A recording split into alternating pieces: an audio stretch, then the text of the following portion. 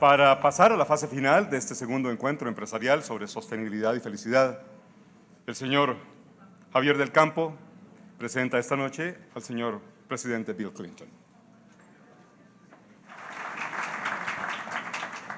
Buenas noches a todos nuevamente. Voy a ser muy breve en las palabras que quiero dar. Creo que en este día y medio que logramos viajar desde, como digo yo, el techo del mundo en los Himalayas hasta el corazón del Amazonas a través de Marina Silva. Tenemos hoy, como saben ustedes, nuestro próximo conferencista, el 42º presidente de los Estados Unidos, el primer demócrata en ser presidente por 2 periodos en los últimos 60 años y el líder cuya administración creó más de 22 millones de empleos y que presidió el periodo más largo de expansión económica y prosperidad en la historia de Estados Unidos. Sin embargo, aquí hay algunas cosas que ustedes tal vez no conocen del ciudadano privado. Al inicio, él inició una de las organizaciones no gubernamentales de mayor crecimiento y mayor rapidez en su crecimiento en el mundo, la Fundación Clinton. La Fundación Clinton abrió sus puertas en el barrio de Harlem, en Nueva York, en el año 2001, con aproximadamente 14 personas, y desde entonces ha crecido hasta llegar a tener 1.300 empleados y voluntarios en todo el mundo. Gracias a su liderazgo, más de 4 millones de personas que viven con HIV/SIDA en todo el mundo están ahora recibiendo medicinas que necesitan para su curación. La iniciativa Global Clinton ha reunido a miles de líderes mundiales, altos ejecutivos, personas galardonadas con premios Nobel de la Paz y otros premios Nobel, y pensadores innovadores para que tomen medidas tendientes a resolver algunos de los problemas más apremiantes en el mundo. A la fecha, los miembros del CGI han formulado más de 2.100 compromisos que ya han mejorado la vida de aproximadamente 400 millones de personas en el mundo. Las principales ciudades del mundo están trabajando también en la iniciativa Clinton sobre el clima. En la colaboración con ciudades C40, las 40 ciudades más grandes del mundo, para combatir el cambio climático de forma que fortalezca las economías locales. Al proporcionar un marco concreto para reducir la huella de carbono en las ciudades, la Fundación ha estado ayudando a recortar y a reducir más de 2 millones de toneladas de gases de efecto invernadero.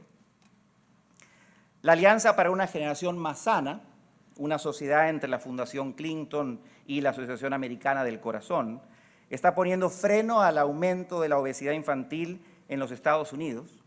Más de 14.000 escuelas en todos los 50 estados de este país están proporcionando a los estudiantes entornos de aprendizajes más saludables y 30 millones de estudiantes tienen acceso a comidas más saludables. El presidente Clinton se ha dedicado durante mucho tiempo al progreso económico y la Fundación trabaja para generar oportunidades económicas a comunidades en los Estados Unidos, África, Asia y América Latina, poniendo a las personas en contacto con herramientas que requieren para formar y para lograr su sustento. En el 2009, el presidente Clinton fue nombrado enviado especial de las Naciones Unidas para Haití. Ha seguido apoyando a su gente mientras trabajan en reconstruir mejor después del terremoto del 2010 y ponen en práctica su visión económica para el futuro. Creo que todos podemos estar de acuerdo que este mundo hoy en día no sería el mismo sin una persona como el presidente Clinton, que le ha dedicado a más de 35 años de servicio público.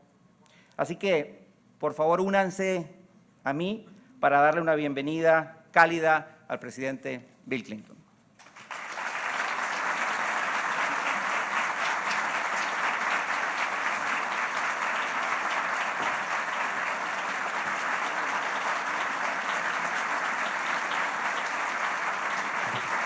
Thank you very much.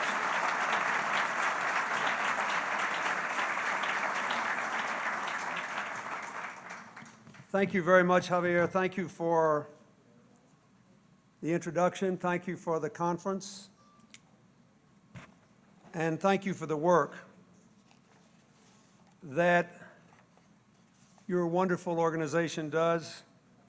And thank you for working with government, corporations, and NGOs, something we need more of in the 21st century world. I'd like to thank the American Ambassador, Ann Andrew, for being here and for her work here. My great friend, your former president, Jose Maria Figueres, who hosted me here in Costa Rica 15 years ago yesterday. When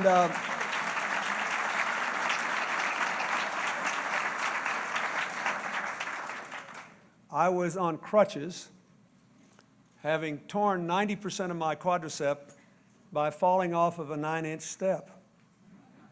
How I did that, I will never know. And we went to the edge of the Braulio Carrillo National Park, rainforest, and so of course it rained. But we had a wonderful event, and we announced a partnership between our two countries so that your national park personnel and ours could cooperate. We could learn better how to manage a national rainforest. The only remaining rainforest on the planet in a temperate climate is the Tongass rainforest in Alaska. So, Mr. President, I think we may have gotten the better end of the deal because we used it a lot, but we also tried to help our friends in Costa Rica.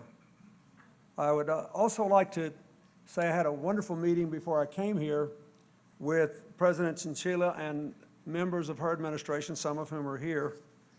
And I told her, since I'm not running for anything in Costa Rica or in America, I can say what I think. I think that that's a great thing about not being president. You can say whatever you want. The sad thing is no one cares what you say anymore, unless your wife happens to be Secretary of State. Then they care, but only if you make a mistake that can be used to embarrass her. So I try to be careful what I say. But I think that the President and her team have done a remarkable job attracting all these high-tech industries to Costa Rica and helping to diversify your economy, and even doing some of the controversial things with fiscal reform. It wouldn't be nearly as unpopular if the global economy and your local economy were growing as fast, and you didn't have anything to do with the mess that the global economy is. You're just sort of an innocent bystander. So since it started in my country, I will apologize for that and hope I run the government's public approval up a little bit. Let me say that I know that last year the keynote speaker was Al Gore, who served with great distinction for 8 years as vice president when I was president. I still think he's the greatest vice president the country ever had. He made enormous contributions to what we did in developing a high technology economy and in raising the consciousness of climate change. President Figueres reminded me today that in 1997, we brought down an electric bus and we rode an electric bus to the national park to try to make the argument that there were economically viable solutions to the problem of climate change. A few months later, I sent Al to Kyoto, Japan to end the Kyoto climate change negotiations, and we got a deal. And it was very funny. The United States Senate, you know how partisan politics is in America, and it was rough when I was president. In a rare moment of bipartisanship, the U.S. Senate voted against that treaty 95-0. I think before Al Gore got off the airplane from Japan.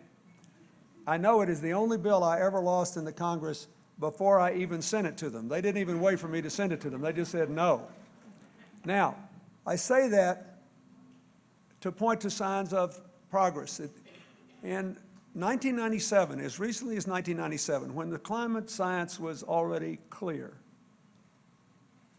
there were still huge numbers of people across the world who did not believe that a country could become wealthy or grow wealthier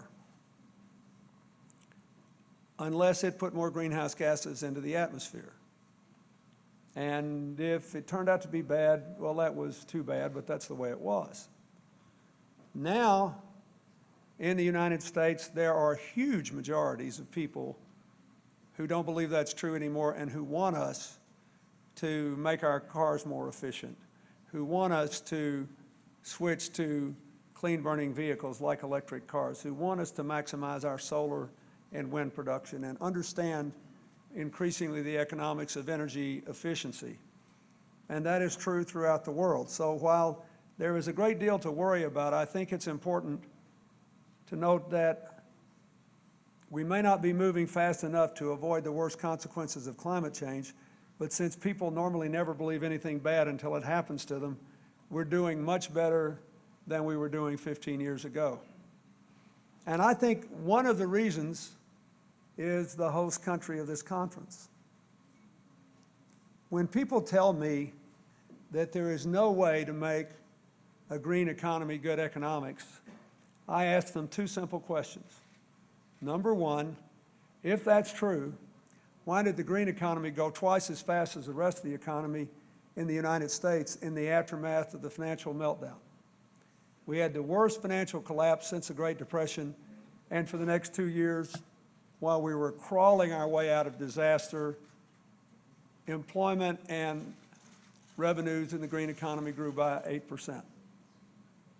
Second question is, how come Costa Rica is the richest country in Central America by a mile? If this is such a bad idea, why has this country done so well? So if you don't remember anything else I say tonight, send the skeptics to Costa Rica. And I say that because this didn't happen by accident. If you go back 40, 50 years in this country's history, you could not have necessarily predicted that by the second decade of the 21st century, it would be arguably the greenest economy in the world. Certainly one of the highest percentages of electricity generated from renewable resources in the world. An enormous conservation ethic.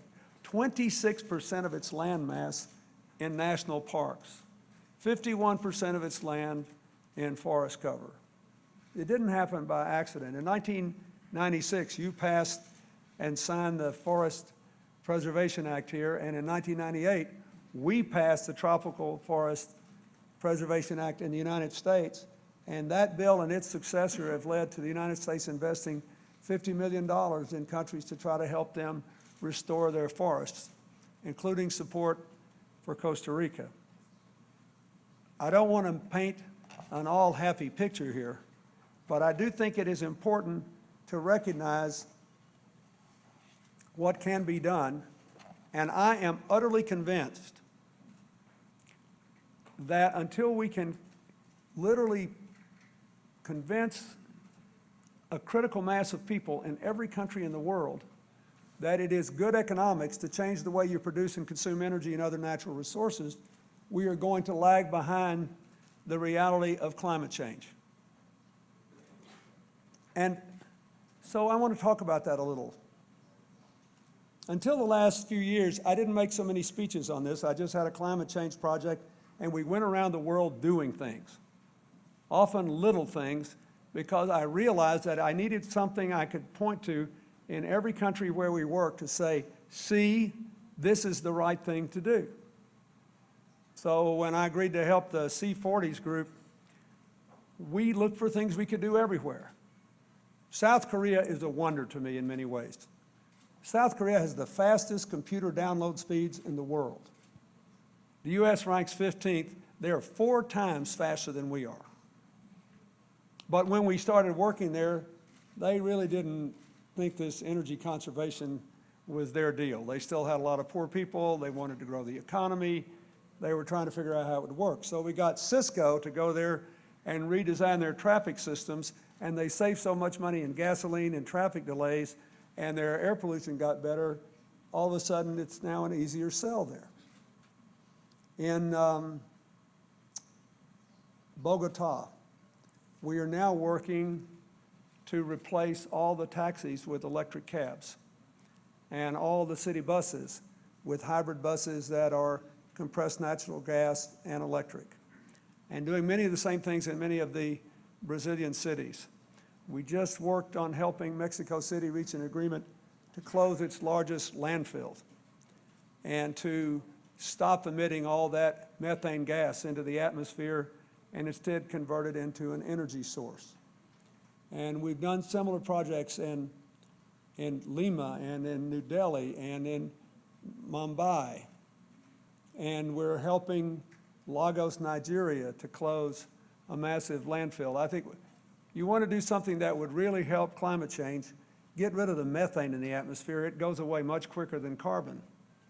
And if we closed every landfill in every megacity in the world, recycled all the plastic, metal, and glass to save the energy used to make it from scratch, turned all the organic material into good fertilizer for farmers without dangerous chemicals, and used the rest to either generate electricity directly or covered it and compacted it to get methane, or used it to co-generate steam for manufacturers, it would make a huge difference in the world.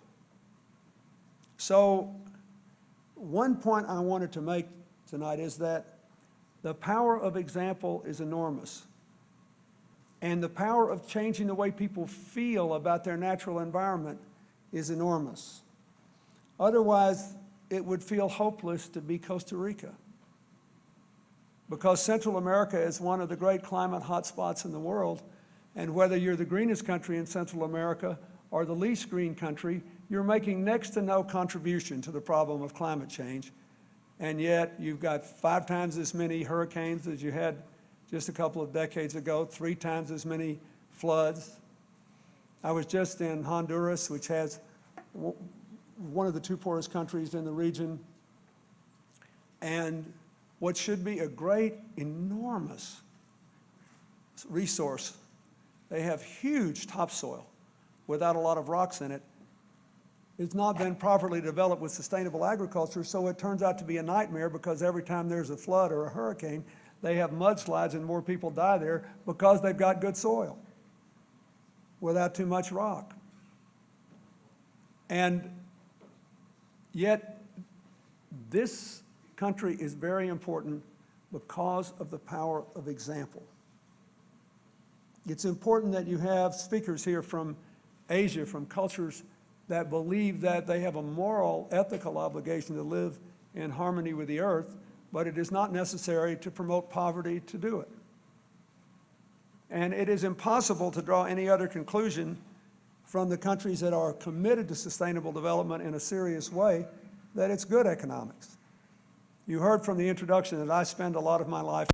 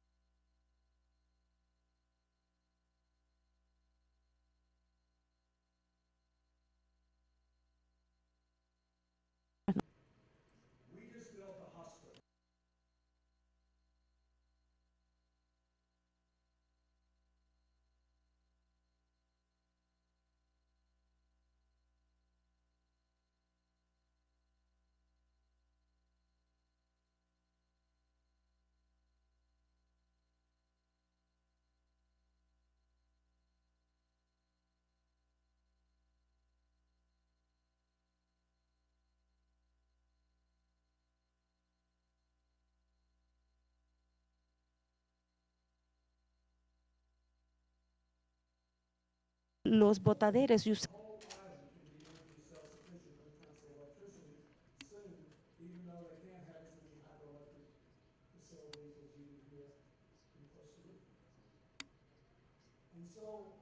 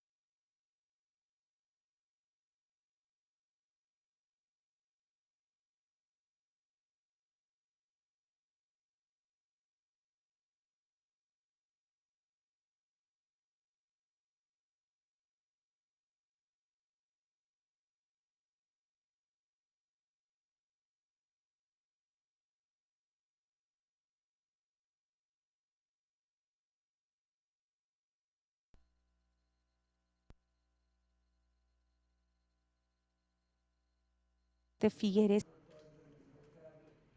Después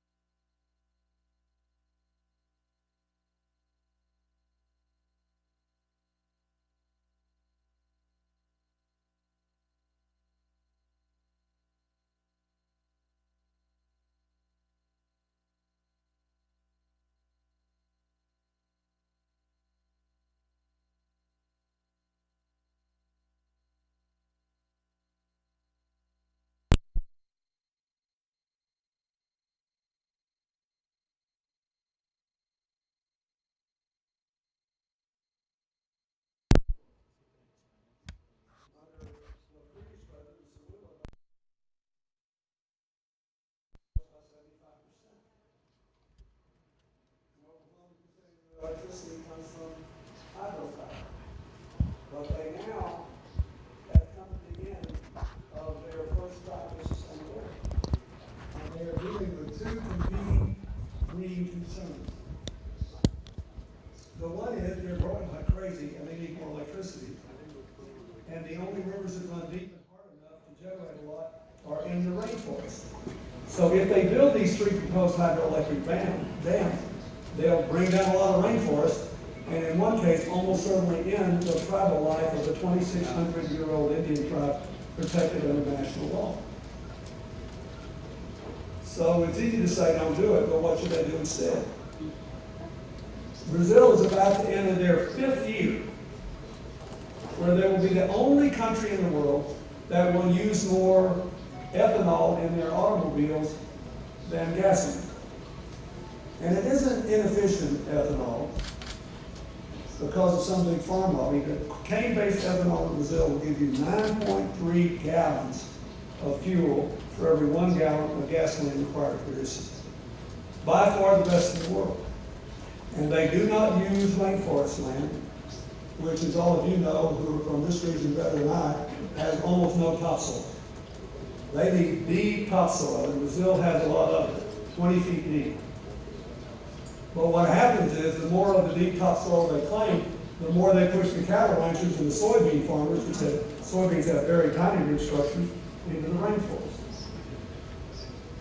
President Lula got the big loggers out and could make arrangements and do enforcement against big companies, but there are thousands and thousands and thousands of individual small cattle ranchers and soybean farmers. And so they wanted to know, the cane producers wanted to know what they could do to stop causing the problem. Very rare to find a business organization anywhere that says, I didn't cause this directly, but I'm indirectly responsible. Tell me what I can do to fix it. And at this meeting, sitting around tables talking to each other, were the head of the Green Party, the representatives of the native tribes, the NGOs that promote alternative technologies, the head of every oil company, the head of every electric company, the head of the Chamber of Commerce representing all of those companies, and they're sitting there speaking to each other as if they are truly intelligent people with an opinion that ought to be respected. Meanwhile, in Washington, D.C., you can lose an election in a primary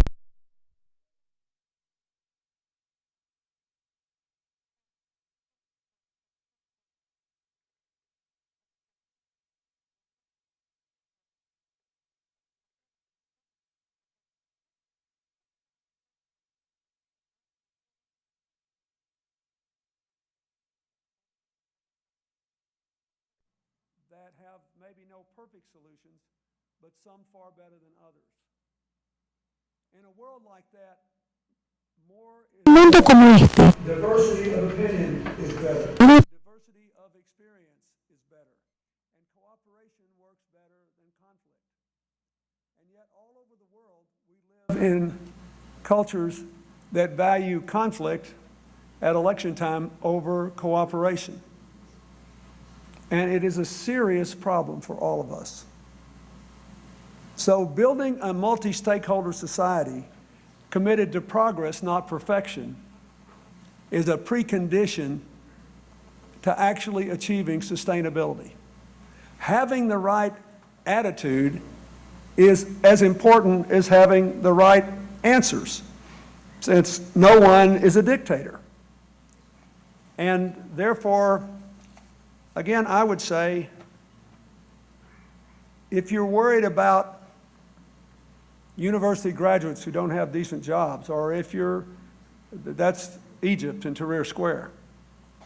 If you're worried about long simmering political, religious, geographic conflicts, building a sustainable economy through cooperative stakeholder decision-making is the most important thing to do. I just came before I was with you, the meeting of representatives of the university here, which is part of the Laureate International Network, which I work with all around the world. And they have 55 universities in 37 countries. The one here has about 10 times as many students as it did just a few years ago, 40,000 students. But I was telling them a story I'd like to tell you. At the Clinton Global Initiative, every year we ask people to make commitments to solve problems. And one of our partners is a much smaller group of international schools. They're all business schools called the HULT Network, H-U-L-T, and they have business schools all over the world. So they decided what they would do for the rest of us is offer a competition with $1 million prize every year to any business school in the world, not just theirs, anybody, or any other college network to actually solve one of these problems and write up a case study about how people could do it. So this year, they worked on 3 things. How do you use the Habitat for Humanity model of building houses for poor people to build 1 million houses in a year when you don't have that many volunteers? How do you meet the Millennium Development Goals on education with this 1 laptop for child policy and get 20 million laptops out there so that kids are not just enrolled in school, they actually have information that's valuable at a time when there are even big swaths of the United States that don't have access to broadband connections, including our poorest Americans, the Native Americans. And the third problem was, how can you get non-distributed, that is non-centralized solar power out to 20 million people so that you can have schools and hospitals, and so that children can study at night and parents can work at night in poor villages. We know it can be done, but how could you do it to 20 million in a hurry? The winner of the last contest, the green energy one, was a team from New York University. Not in New York, in Abu Dhabi. And the students who won, not a single one was from the Middle East. One was from India, one was from Pakistan. They've been fighting since Pakistan was established, right? One was from China, the other was from Taiwan. Every American president has some incident where one or the other gets mad at you if they think you go too close one way or the other. And these 4 young people could have cared less. They were not obsessed with yesterday's conflicts. They were obsessed with creating tomorrow's sustainable world so that they could raise children not in conflict, but to fulfill their promise as human beings. Somehow, that ethic seems to have taken hold in this country more broadly, up and down the economic and social spectrum, than in any other country, certainly in the Western world, and to have manifested itself in economically beneficial ways. I know you get discouraged here when times are tough and when decisions are made, but anybody who doubts me on the economics of climate change, I talk about what we did with the Empire State Building and how many jobs we created, making it the oldest big building in the world with a LEED rating. And I talk about 50 other things, but the last question I always ask is, if this is such a bad idea, why is Costa Rica the richest country in Central America by a mile? Because we have to share the future with ourselves and with our natural environment. And if we can change the attitudes, the mindset, and do it with projects, no matter how small they may seem to you at the time, we may beat the scientific imperative that is bearing down on us like a ton of bricks. I leave it to others to state the case more eloquently. All I know that my experience in my increasingly long life, I never thought I'd live this long, is that people need things they can see and feel and know. And every one of us can do something in this important area that we have not yet done. And every step we take brings humanity as a whole a little closer to the idea that cooperation works better than conflict. And as Costa Rica proves, turns out it's better economics too. Thank you and good luck.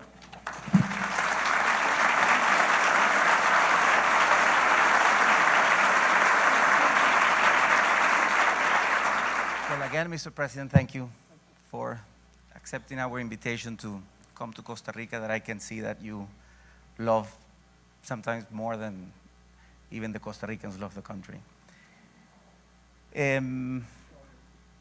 I was thinking that something great should be happening in this world when you see a rock star like Bono becoming a politician and moving action, no? But it's even greater when we see a politician like you becoming a rock star. No? Only in the sense that people like to go to museums and see mummies.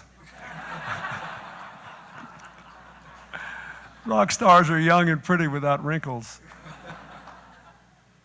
Oh, look at that mummy. He's actually still walking.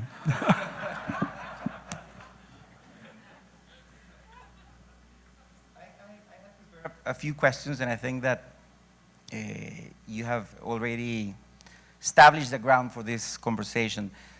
One is one really direct, and I think that currently developed countries got where they are today following actually a very unsustainable path, and are now enjoying their wealth in ways that makes it even more unsustainable. There's no room now for our emerging economies to follow the same path as these wealthy nations did without actually breaking the planet. What mechanisms do you envision for developed countries to share the burden of preserving our planet so that the variable that carries the adjustment is not whether emerging nations do develop or not? Well, I think there are two things that have to be done. One is there should be a public fund. The government should establish a fund like the Global Fund on AIDS, TB, and Malaria, and Gavi, the Global Fund for Vaccine Development, UNITAID, the beautiful mechanism that I work with that buys medicines for poor countries and has enabled us to provide pediatric medicine to 3/4 of all the kids in the world who get it. And almost all the rest of it's provided by the U.S. PEPFAR fund that President Bush started.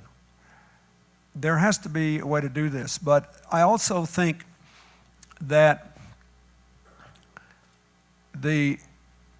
at least in the United States, this is a case where private investors, without regard to political party, are way ahead of the politicians.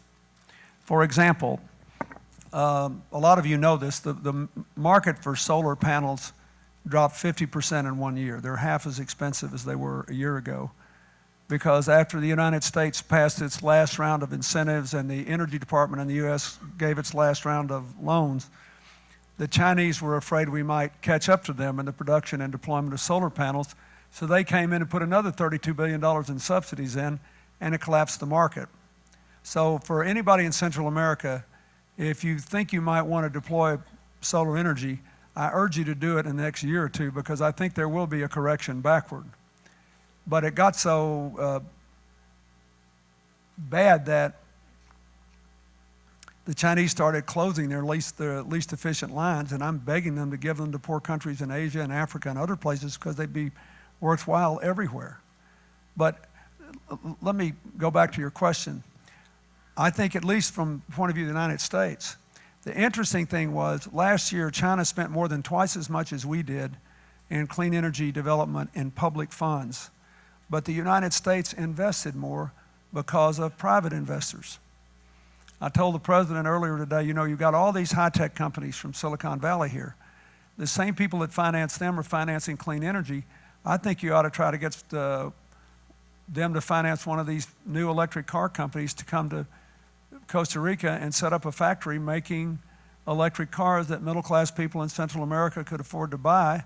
Because of CAFTA, you've got access to the Mexican market and the American market, and it's consistent with the brand of this country, and it would cause millions of people around the world, again, to say, hey, maybe we could do this. And President Figueres pointed out that in addition to having over 90% of your electricity generated from hydropower, you do have excess power every night. So you could have a rather large percentage of your cars on electricity here, charge them all at night without having to build more power plant capacity, without having to build another dam. When you've got all this, you got all these volcanoes anyway, you got plenty of things you could do, and geothermal and other things. So I think that you should not overlook the fact that a case needs to be made to these investors that they could make substantial investments,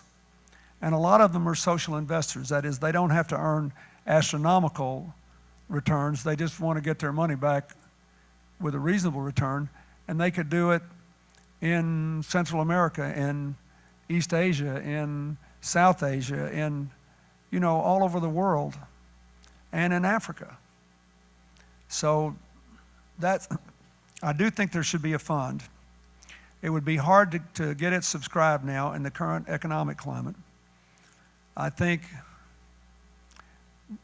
that there is also an enormous amount of investment capital loose in the world today, which is frozen from being invested in the countries where the money is, because for all this talk about how great austerity is in the EU and all these other places, is not working, because you cannot get, in the parlance of my home state, blood out of a turnip. So if there is zero private demand and interest rates are already zero, if you have a big cutback in public investment, you're going to lose more revenues than you can cut spending. So what the overspending world really needs, whatever you think Greece should do, for example, what we need is an expansionary program for the next 2 or 3 years. And then when growth is started in the private sector, you can have public restraint over the next 10 years. But if you start it too soon, you will never get there. So anyway, a lot of these private investors understand that. So I think that there's money in Europe. I think there's money in the United States. I think there's money in Asia that can be used for sustainable development. The Chinese know, for example, that they may have overinvested in centralized infrastructure, and that they could create long-term markets for their clean energy technology if they invested in a whole different energy future for a lot of these countries. So I recommend a strategy for the developed countries and the cash-rich countries that both establishes, even at a modest level, this fund that has been long promised to help poor countries make the adjustment, and then goes after the private investment funds and says, you may make more money in the non-rich countries than in the rich countries by creating sustainable economies where there's less institutional resistance to it. This brings me exactly to my second question about green technologies and clean technologies, that undoubtedly they have been much more expensive and sometimes even not as efficient as traditional technologies. This factor makes it even more sensitive on a market crisis, as you are relating. So if the introduction of these technologies have been difficult in wealthy nations that receive subsidies for these technologies, imagine that this is even more difficult in emerging economies. How long have you think that will take for these technologies to really be available and affordable? And what real efforts should countries like Costa Rica or emerging economies or small countries should do?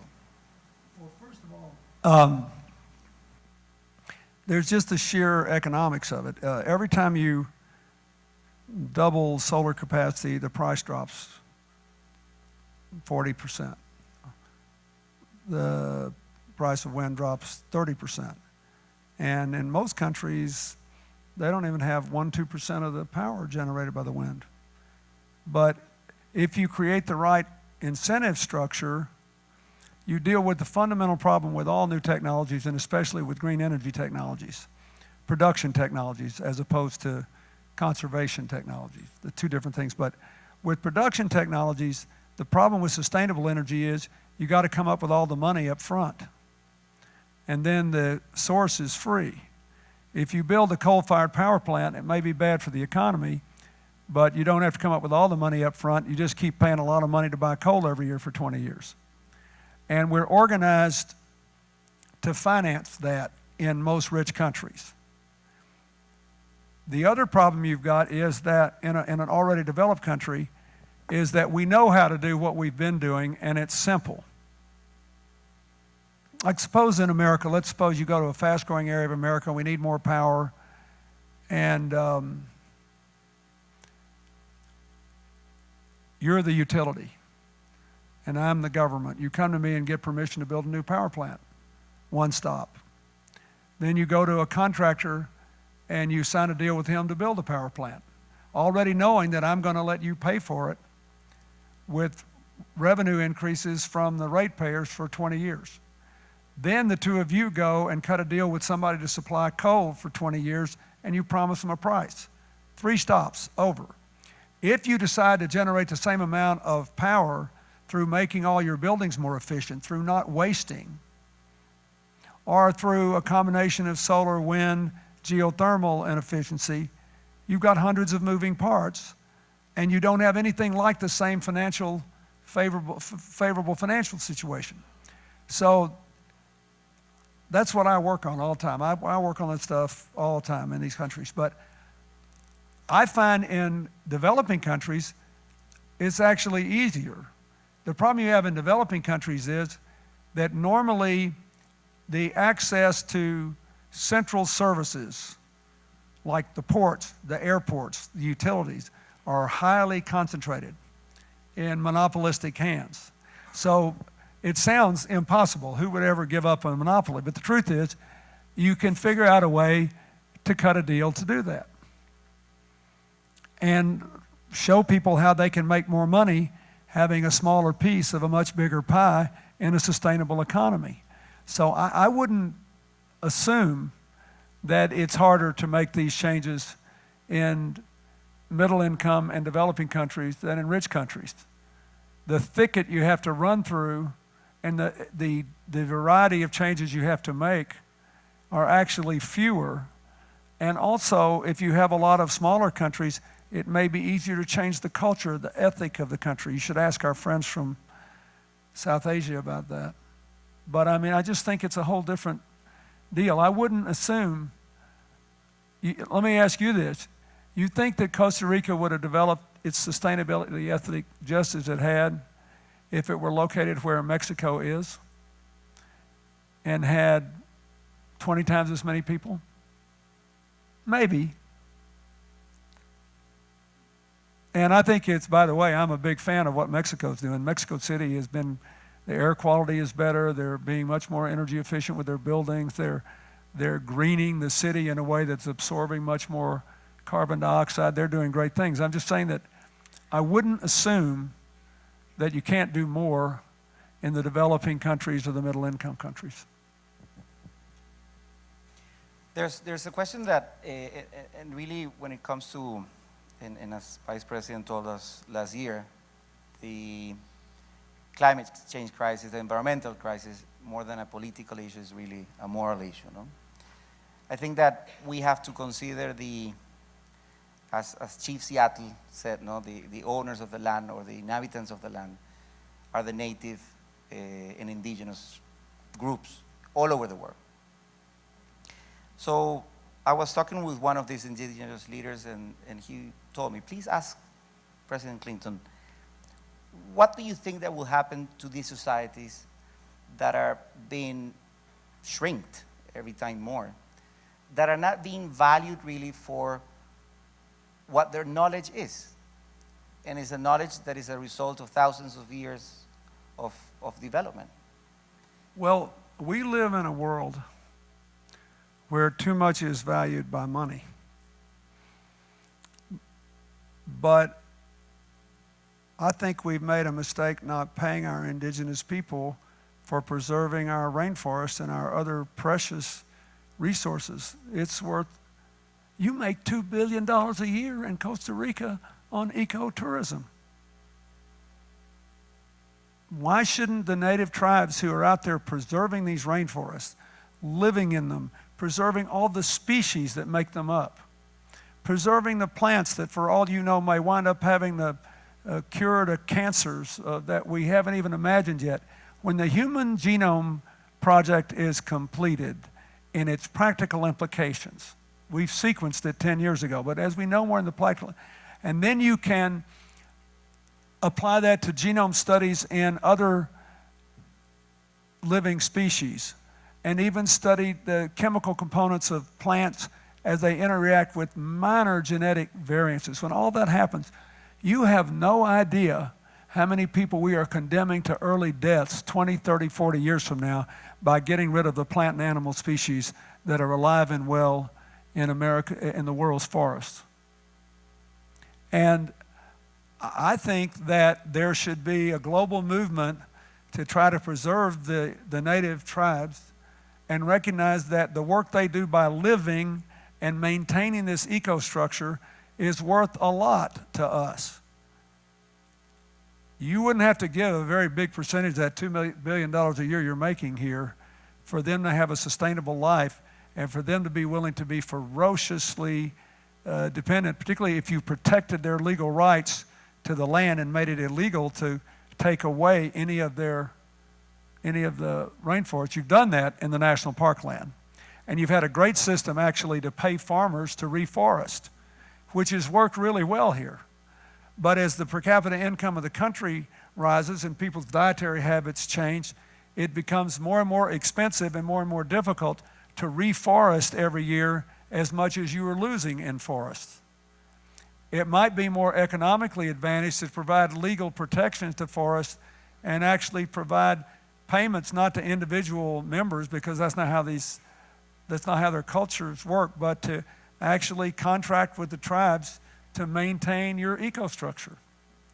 There needs to be some way of valuing what they do for the rest of us. We think, that's what the Brazilians were coming to grips with. They say, we need more power. We're the greenest country on earth. Give us a pat on the back. The cynics. It's too bad if these few hundred people in this 2,600-year-old tribe go away. It happens all the time. It's been happening since the dawn of time. Instead of saying, what are these people doing for the rest of us by just living the way they have for 2,600 years and preserving all these plant and animal species that someday may save your grandchild's life, and at least will help to hold the planet together and against the worst ravages of climate change. I think we need to start a debate on that and imagine that these people are not value-free just because they don't have a way to earn a salary in the way other people do. I think that more thought needs to be given to this. I don't have a simple answer, but the more I thought about it, when I was in Brazil and I was listening to the advocates of the native tribes, and I was realizing, this is wonderful. I love Brazil. I think they've done a fabulous job. I've already told you, I think they have a great decision-making process. I think they have been as responsible as they could be, but you could just see the gears working. All these 100 and however many, 50, 60 million people they have against just a few hundred Indians, trying to hold on to a way they've lived for 2,600 years when no one can live the way they lived 2,600 years ago unless they live in a rainforest. or some other similarly self-contained unit. Somehow, if it has value to us, we have to value it. We have to protect them legally, and we have to have cash flows to them so they will have enough incentive and capacity to continue to protect what we value. You can't have it both ways. And we just, ask me how to make a Caribbean island energy self-sufficient, I can tell you, I haven't figured this out. I don't have the answer, but people who know a lot more than I do about it can probably figure it out. But first you have to start and say, do you really value it? Or is it just something you say in polite conversation? Oh, I'm so sorry these people are going away. Oh, it's so terrible. But if you think about all these plant and animal species, that they are responsible for saving for the rest of us, and how all of our scientific advances are going to lead us right back into the world's rainforest, it's worth something to you. Maybe your grandchild's life. And it's worth trying to find a way to preserve it. It's fantastic that you relate so much to Brazil, because that's one of the reasons why we invited Minister Marina Silva, who accompanied President Lula for 5 years as Minister of Environment. And she was talking to us with the level of deforestation of 27,000 square kilometers by the year, which accounts almost 50% of the Costa Rican territory. So in 2 years, you will have the whole of Costa Rica totally deforested. And I think that thanks to a great job that Marina Silva, who is here, was accomplished to decrease that level of deforestation. 5%, that's unbelievable what they did. Yeah. But they valued it. Yeah, exactly. And the economy grew more, not less. Not less. It's really worth pointing out. The economy grew more under President Lula. And when they had the Bolsa Familia program, it started helping all those poor families. The economy grew faster, not slower, when they reduced income inequality. Anything you do to increase economic prosperity and broaden it, and to reduce unnecessary instability gives you more economic growth, not less. The social programs of Brazil and the environmental programs are one of a piece there. We are condemned to share the future. We cannot get away from each other. If we screw up in America as a housing crisis, you're an innocent bystander, but it hits you, right? We're condemned to share the future. So the fundamental decision we have to make, even before we decide what to do about climate change, is whether we're going to strive for a future of shared prosperity and shared responsibilities. Whether we're going to value the uniqueness of our cultures, our faiths, our racial and ethnic backgrounds, but believe there can be a common humanity. And that we have to, that's why cooperation works better than conflict. You have to make that decision first, even if it's not conscious, if it's intuitive, you've got to make that decision. Once you make that decision, thousands of other decisions flow from it. And you, instead of saying, oh, we can't make sustainability economical, you say, how are we going to make it economical? Because it's a necessity, so how are we going to make it work better than the old system? But first you have to decide to share the future in a positive way, or you will certainly share it in a negative way. This last question actually is not mine. My son Nicolas, who is around here, which is only 11 years old, when I told him that I was going to be speaking with you, I think he was very proud. But he told me, Mr. President, President Clinton travels around the world a lot, and he knows a lot of people. So he asked me, why don't you ask him if we would have, as human beings, the last opportunity to survive, following instructions of only 6 persons in this world, which 6 persons would he choose?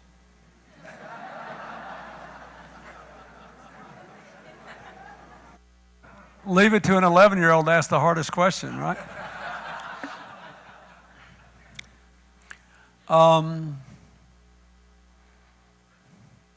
First, I would think about the great unifiers. And then I would think about the people who valued the least of us, who think about that intelligence and ability and effort are evenly distributed, but opportunities are not. So of those still living, I would say Mandela. I try to go to Africa every year in July so I can celebrate his birthday with him. And I'm going to make the trip one more time. It may be our last birthday. But I won't bore you with the details, but my book is full of examples of where he dropped his wisdom all over me, whether I wanted it or not sometimes. But the main thing is, Mandela didn't just invite his jailers to his inauguration. He invited the leaders of all the opposition parties into his government. And he basically said, okay, you got the money, I got the votes. You were responsible for apartheid. You took 27 years away from me. You abused me physically and emotionally. It broke up my marriage. I didn't see my kids grow up. I have two choices. One is to hate your guts. The other is to recognize that South Africa can't go forward unless we go forward together. I choose the latter. If you make the same choice, let's go. There is inherent wisdom there. I would listen to the Dalai Lama, who lived without political power that he was supposed to have for most of his life. Doubtless must have still, in his old age, moments of private anger and regret and resentment, but kept every day getting up and trying to find a unifying way of talking about our most profound differences. And by the way, wrote one of the most interesting books I ever read about reconciling science and religion of all faiths.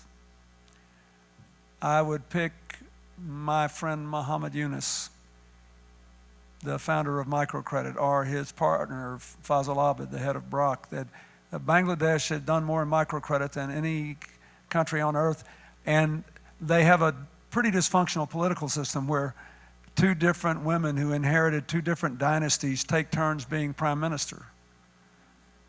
And during each term, they see just how much they can stick it to the other one, and then the people get disgusted and put the other one in, and then they do it all over again. I like them both, by the way. It's just the way it is. And one of them forced Yunus out of the head of the Grameen Bank. But here's what I want you to know. In a particularly troubling period in the last decade, when it was generally thought that no country except Italy could grow without a government, right? And Italy had a lot of practice. And I don't mean that disparagingly. I mean, northern Italy was, for most of the last 50 years, has been more prosperous than Germany. So there are a lot of reasons for that. But here's the point.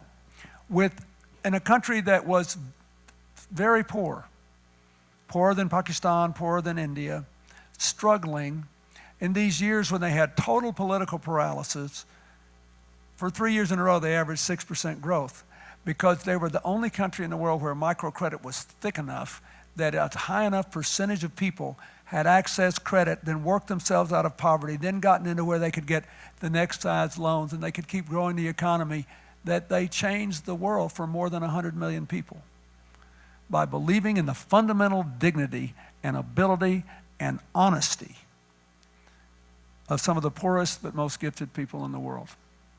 So I would listen to them. How many is that? That's 3. That's a poor.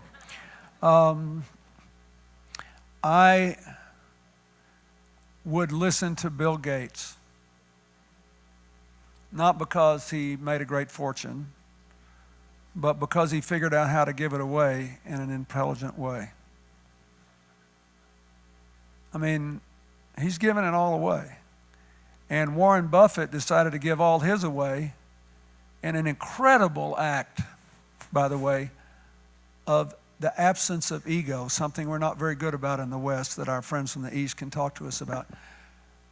Buffett is going to give 90-some% of his fortune away by giving it to Gates and letting Gates decide how to spend it. No buildings with his name on the wall. No employees with their business cards that have Warren Buffett's name on it. Why? Because Bill Gates and his wife decided that everybody in the world deserved the same chance that he had had, and that the rest of the world had nowhere near those chances. But he was not going to be a fool in giving his money away. He was going to try to work and work and work until he found out what would work to make chances in life more equal, both within his own country and across the world. I do an enormous amount of work, mostly in healthcare and mostly in Africa with the Gates Foundation. And I love every minute I ever spend with Bill Gates, because he'll tell me something I hadn't thought about. And so if the future of the world hinged on it, I'd want to talk to him. I have many candidates for the other things, but I want to show you something here. This is my fifth choice. There are many people, including Al Gore, who have written seminal, profoundly important works about climate change. But I recommend this book. It just came out. It's called The Social Conquest of Earth by Edward O. Wilson, who is almost 90 now. This will almost certainly be the last book he wrote.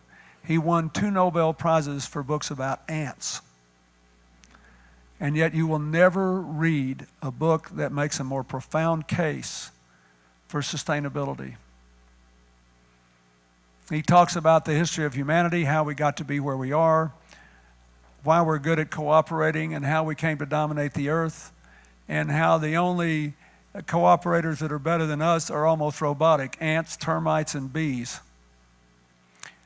But why, because of our very creativity and because our brains are big, we are prone to arrogance and always flirting with destroying that which we have created.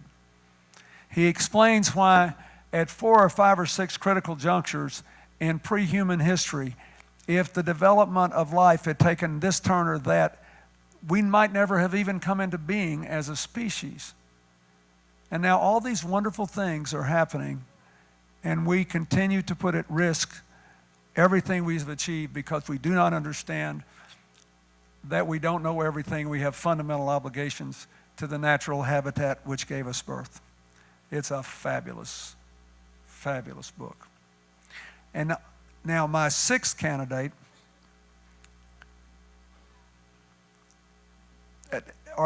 first of all, if we had any sense and we really knew anything about everybody that ever lived, 2/3 of the people on this list would be women, because they care more about preserving kids than men do.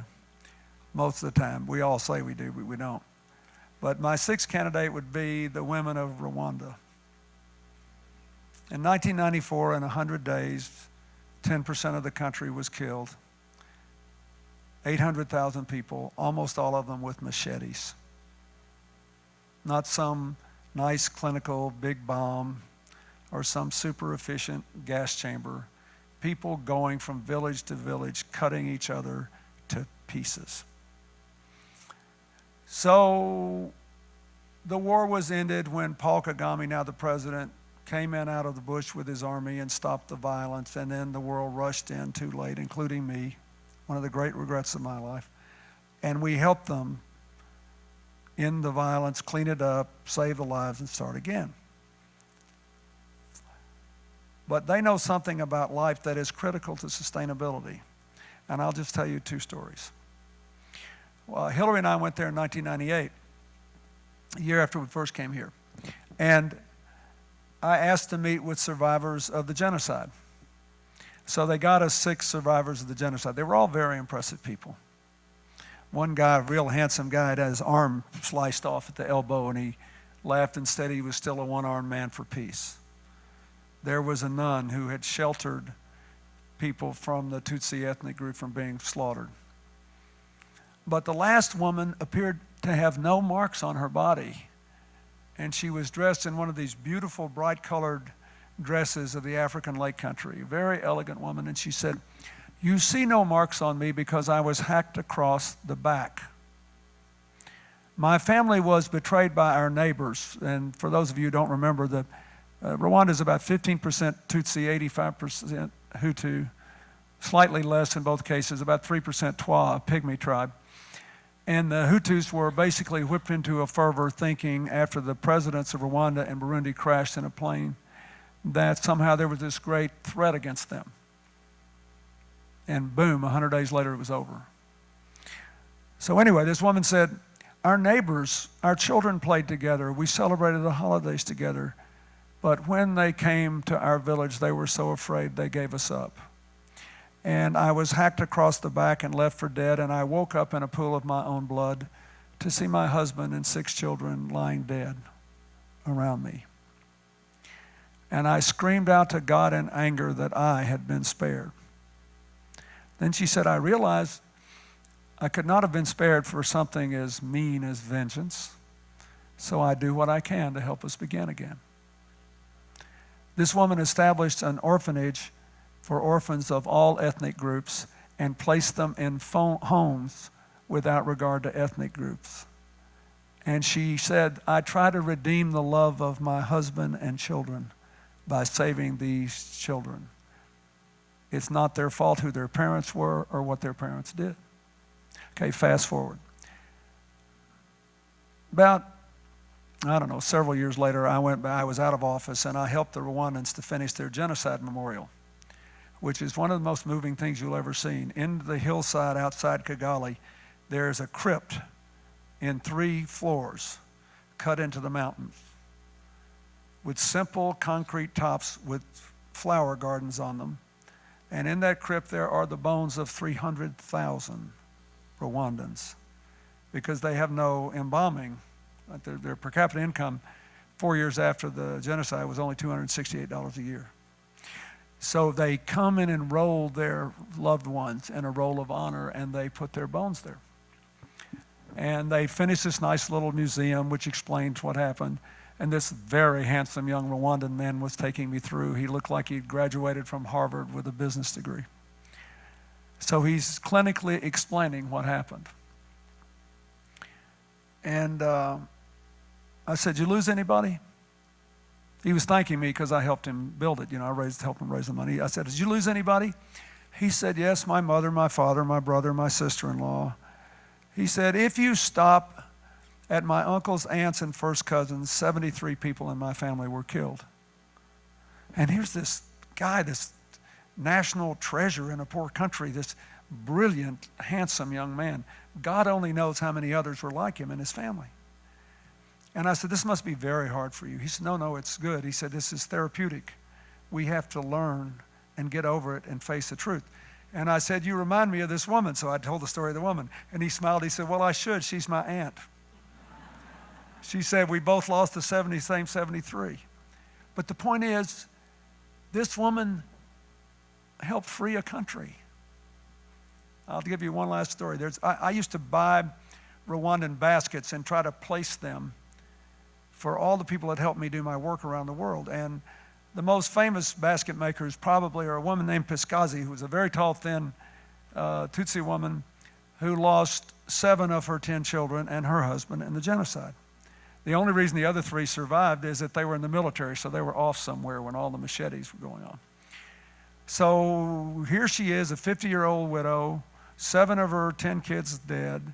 She has to begin again. So she goes and finds a Hutu woman who also was widowed and was a basket maker. And she said, "Look, we can't afford to hate each other. We have to begin again." So she started making baskets, and they were selling them on the side of the road. Pretty soon other women came in and were trained.